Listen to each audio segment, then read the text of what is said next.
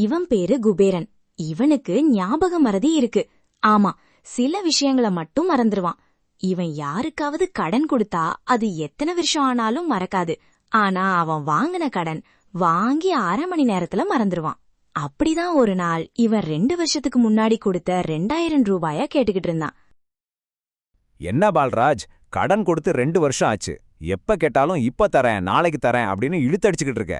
உனக்கு என்ன பார்த்தா பைத்தியக்கார மாதிரி தெரியுதா உனக்கு? நான் கொடுத்த நேரம் முடிஞ்சு போச்சு. சீக்கிரம் காசுதா, எனக்கு வேற வேலை இருக்கு. இல்லண்ண, அப்படிலாம் ஒன்றும் இல்லை. கொஞ்சம் கஷ்டமா இருக்கு வீட்டில். அதான் என்னால் உங்கள் காசை திரும்ப தர முடியல. மன்னிச்சிருங்க.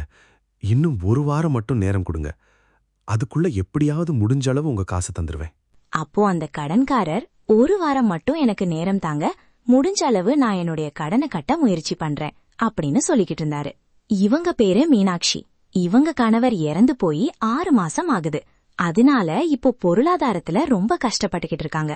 அப்போ அவங்க மனசுல, நாம வேற இப்போ ரொம்ப கஷ்டத்துல இருக்கோம். கடன் கொடுத்த யாருகிட்டையும் கடனை வாங்காமல் அவர் விட்டுட்டு போயிட்டாரு. நாம போய் குபேரன் கிட்ட அவன் தொழிலுக்காக என்னுடைய மோதிரத்தை கடனாக கொடுத்தேனே, அத போய் வாங்கிட்டு வரலாம்.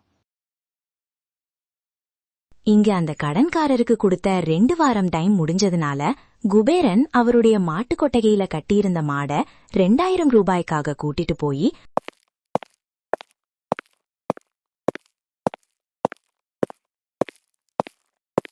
அவரு வீட்டின் வாசலில் கட்டினார் குபேரன்.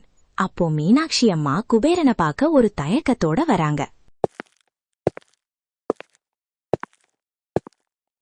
அப்போ குபேரன் மீனாட்சி அம்மாவை பார்த்து, வாங்க மீனாட்சி அம்மா, என்ன இங்க வந்திருக்கீங்க?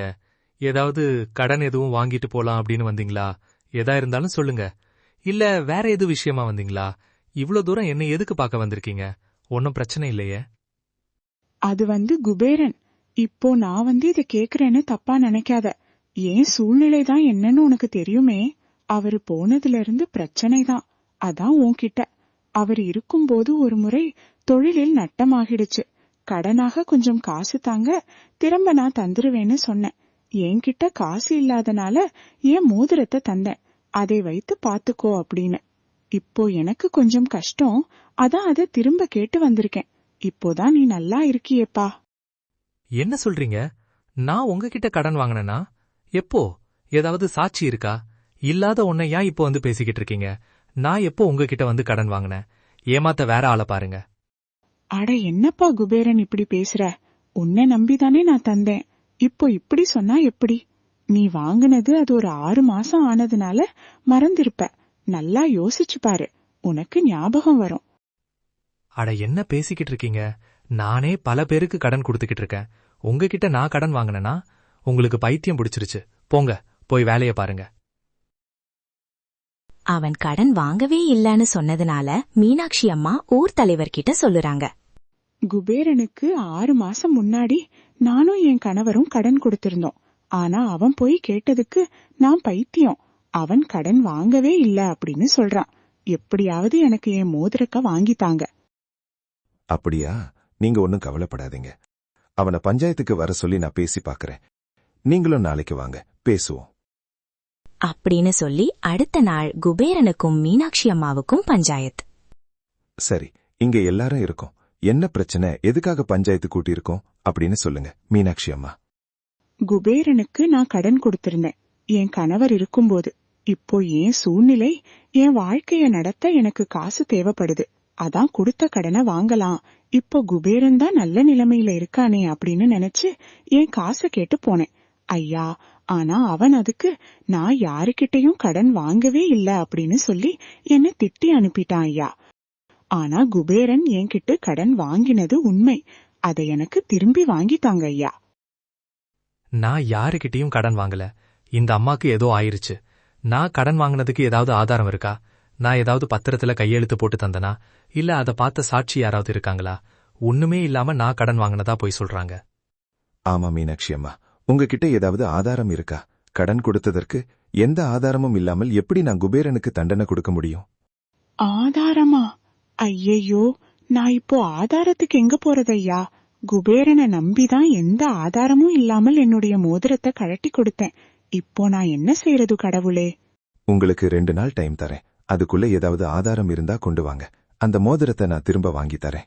அப்படின்னு சொல்லி பஞ்சாயத் கலைஞ்சதும் அத பார்த்து மீனாட்சி அம்மா சொல்வது உண்மைன்னு நினைச்சா இந்த ஊரில் உள்ள கணேசன் அவங்களுக்கு உதவி செய்ய தானாவே முன் வந்தான். மீனாட்சி அம்மா, எனக்கு உங்களோட நிலைமை புரியுது. நான் உங்களுக்கு உதவி செய்யறேன். நீங்க நல்லா ஞாபகம் வச்சிருக்கீங்களா? குபேரனுக்கு கடன் கொடுத்தத? அது உண்மைதானே?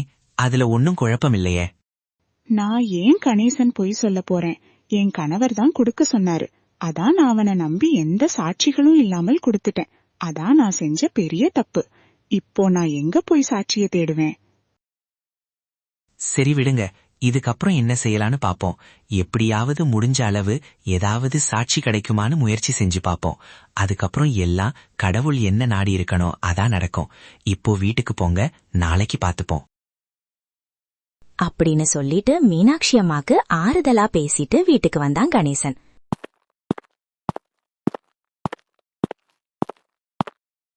தூங்கலாம்னு முயற்சி செஞ்சா ஒரே யோசனை, எப்படி 2 நாளைக்குள்ள சாட்சியை தேடுவது, கண்டுபிடிப்பதுன்னு.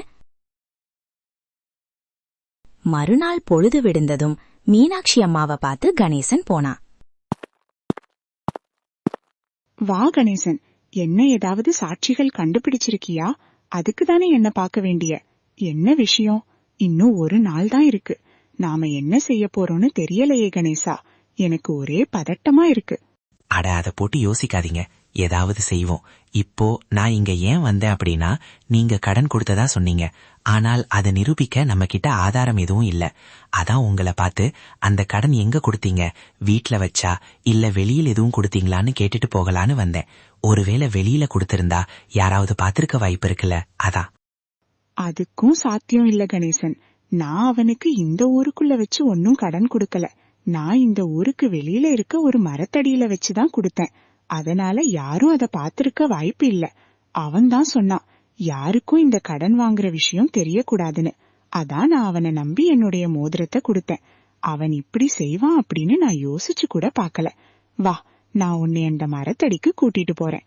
ஆனா அது ரொம்ப தூரம், கொஞ்ச நேரம் நடக்கணும். அப்படின்னு சொல்லி மீனாட்சி அம்மா கணேசனை அந்த கடன் கொடுத்த இடத்துக்கு கூட்டிட்டு போய் காமிச்சாங்க.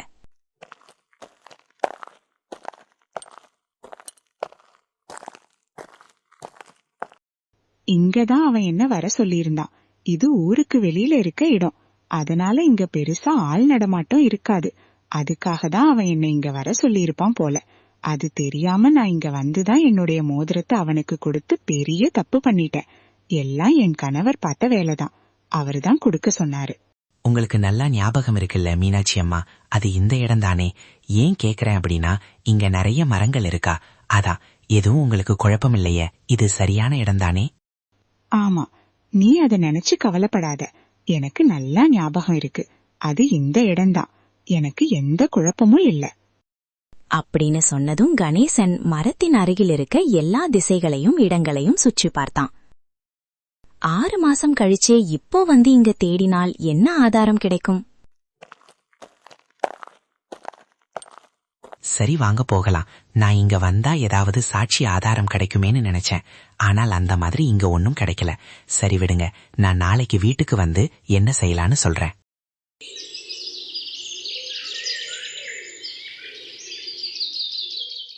நமக்கு இதுவரைக்கும் எந்த ஆதாரமும் சாட்சியும் கிடைக்கல. அதனால நீங்க என்ன பண்ணுங்க, அந்த மரம் என்னதான் இருந்தாலும் இந்த ஊர்ல ஒரு 100 வருஷம் பழமையான மரம் அது, நம்ம மூதாதையர்கள் மாதிரி. அதனால நீங்க என்ன பண்ணுங்க, அந்த மரத்துக்கிட்ட போய் முடிஞ்ச அளவு சாட்சியா வர சொல்லி கேட்டு பாருங்க. அதை தவிர நமக்கு வேற எந்த வழியும் இல்ல. அந்த மரம் சாட்சியா வந்தாதான் உங்களை பஞ்சாயத்துல நம்புவாங்க. என்ன கணேசா இப்படி சொல்ற? என்னதான் அந்த மரம் நம்ம மூதாதையர்களா இருந்தாலும் ஒரு மரத்தால எப்படி சாட்சி சொல்ல இந்த பஞ்சாயத்துக்கு வர முடியும்? எனக்கு நீ பேசுறது ஒண்ணுமே சுத்தமா புரியல. என்ன நம்பி எதை பத்தியும் யோசிக்காம போங்க. பஞ்சாயத்தை நான் பாத்துக்கிறேன். நான் சொல்வதை செய்யுங்க. கண்டிப்பா நான் உங்களை கைவிட மாட்டேன். என்கிட்ட ஒரு நல்ல யோசனை இருக்கு. அப்படின்னு சொல்லி அனுப்பி வச்சிட்டு பஞ்சாயத்துக்கு வந்தான் கணேசன். இங்க பஞ்சாயத்து தலைவர். என்னப்பா, எல்லாரும் இருக்கும், மீனாட்சி அம்மாவை மட்டும் காணோம். அப்போ யாரை வச்சு பஞ்சாயத்து பேசுறது? அவங்க தானே பஞ்சாயத்துக்கு முதலில் இருக்கணும். இப்போ அவங்களே இல்லையே. ஐயா, மீனாட்சி அம்மா என்கிட்ட சொன்னாங்க, ஏதோ அவங்க சாட்சி வச்சிருக்காங்களாம். அவங்க கடன் ஒரு மரத்துக்கு கீழே தான் கொடுத்தாங்களாம். அதனால சாட்சிக்காக அந்த மரத்தை போய் கூட்டிட்டு வரப்போவதா சொன்னாங்க. கொஞ்ச நேரம் பொறுமையா இருக்க சொல்லிட்டு போனாங்க என்கிட்ட. இது என்ன புது கதையா இருக்கு? நான் எந்த பத்திரத்திலயும் கையெழுத்து போடல, எந்த சாட்சியும் இல்ல அப்படின்னு தெரிஞ்சு அந்த அம்மா என்ன மரத்தை சாட்சியா கூப்பிட்டு போயிருக்கா? எப்படி ஒரு மரத்தால வந்து சாட்சி சொல்ல முடியும்? இது என்ன பஞ்சாயத்தையே முட்டாளாக்குவது போல உள்ள தெரியுது. இந்த அம்மாக்கு தனியா இருக்கிறதுனால மூளை குழம்பி போச்சு போலயே. அப்படியெல்லாம் ஒரு உன்னை விட பெரிய மனுஷிய பேசக்கூடாது. நீ எந்த தப்பும் செய்யலையிலே, அப்போ ஏன் இப்படி பேசுற? கொஞ்ச நேரம் காத்திருப்போம், வாராங்களான்னு பாப்போம் அப்படின்னு கொஞ்ச நேரம் மீனாட்சி அம்மாக்காக எல்லாரும் காத்துக்கிட்டு இருந்தாங்க. என்ன கணேசா, இவ்வளோ நேரம் ஆகியும் அவங்கள காணோம். இப்போ என்ன செய்யறது? ஐயா, கொஞ்சம் பொறுமையாக தான் இருக்கணும். அந்த மரம் என்னதான் இருந்தாலும் நம்மளுடைய மூதாதியர்கள் தானே. அது ஒரு 100 வருட பழமையான மரம். அது அவங்க முடிஞ்ச அளவு அதை நான் கண்டிப்பா அதுகிட்ட கெஞ்சி கூத்தாடி கூட்டிக்கிட்டு வந்துருவேன். நான் வர்ற வரைக்கும் எனக்காக காத்துக்கிட்டு இருங்க, பஞ்சாயத்தை மட்டும் கலைத்து விட வேண்டாம் அப்படின்னு சொன்னாங்க. என்ன இருந்தாலும் மரம் தானே, வர கொஞ்ச நேரம் தானே ஐயா ஆகும், பொறுமையா இருப்போம்.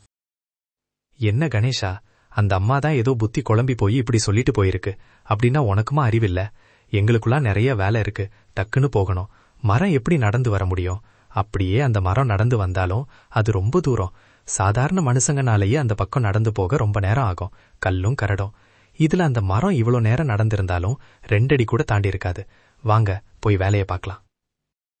நான் உன்கிட்ட மரத்தை சாட்சியா கூட்டிட்டு வருவாங்கன்னு தானே சொன்னேன். அது எந்த மரம், அந்த மரத்துக்கு போகும் வழி எப்படி இருக்கும், அது பற்றியெல்லாம் நான் இங்க சொல்லவே இல்லையே.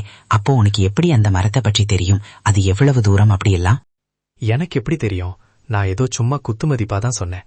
எனக்கு எப்படி அந்த மரத்தை பற்றி தெரியும்? இதையெல்லாம் கேட்ட பஞ்சாயத்து தலைவர், அவங்க கிட்ட நீ உண்மையிலேயே அந்த மரத்தடியில் கடன் வாங்கியிருப்பதினால் தானே உனக்கு அந்த இடத்தை பற்றி நல்லா தெரியுது. எங்க எல்லாரையும் நீ முட்டாளாக்க பாக்குறியா? மீனாட்சி அம்மா சொன்னது அப்ப உண்மைதான். நீ வாங்கிய அவங்க மோதிரத்தையோ இல்ல அதுக்கு நிகரான வேற மோதிரமோ காசோ கொடுக்க வேண்டும். அவங்கள மரியாதை இல்லாமல் பேசினதுக்கு மன்னிப்பு கேட்க வேண்டும் குபேரன். ஏன் தப்புதான் ஐயா, நான் ஏதோ காசுப்பட்டு அப்படி பண்ணிட்டேன். நான் கண்டிப்பா அவங்க கிட்ட நான் வாங்கின கடனை நீங்க சொன்ன மாதிரி திருப்பி கொடுத்துறேன் அப்படின்னு அவன் குபேரன் சொன்னான். மீனாட்சி அம்மா ரொம்பவே சோர்வா கவலையோட சாட்சிகள் இல்லாமல் திரும்ப பஞ்சாயத்துக்கு வந்தாங்க. நான் எவ்வளவோ கேட்டு பார்த்தேன் கணேசன், அந்த மரத்துக்கிட்ட சாட்சியாக வர சொல்லி. ஆனா அதுக்கு எந்த பதிலும் அது சொல்லவே இல்ல கணேசா. குபேரனே அவன் வாயால ஒத்துக்கிட்டாமா. இதுக்கு மேல சாட்சிகள் தேவையில்லை. உங்க மோதிரம் உங்களுக்கு திரும்ப வரும்.